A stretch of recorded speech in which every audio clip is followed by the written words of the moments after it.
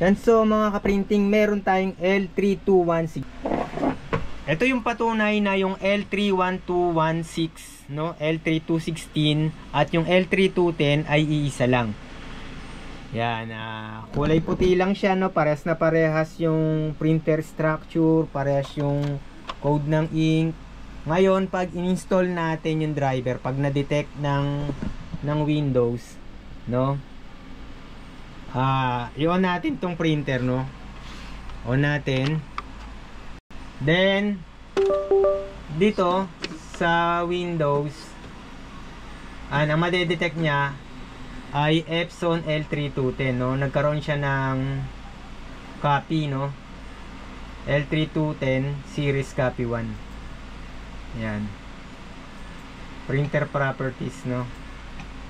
Check natin, no? Tingnan natin yung status monitor. Naka-ready, no?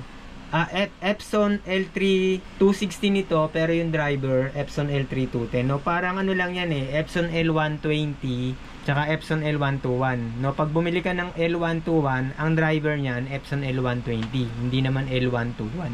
Yan. So parang wala talagang binago si Epson dito, kahalang, no, ginawang puti.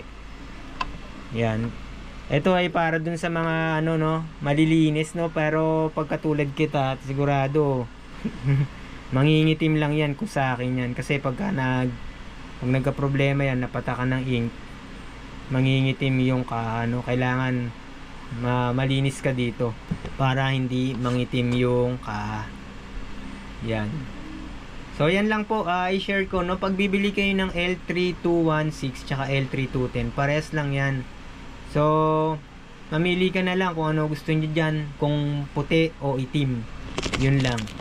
So sa makapal na papel, hindi niya pa rin kaya, pero yung mga RC coated na photo paper tulad ng RC satin, RC glossy, RC woven, kaya niyang ipig kahit 260 GSM yung nakalagay sa packaging, no. So yun lang mga ka-printing, no. Hanggang sa muli, huwag natin kakalimutan mag-subscribe dito sa Bentech.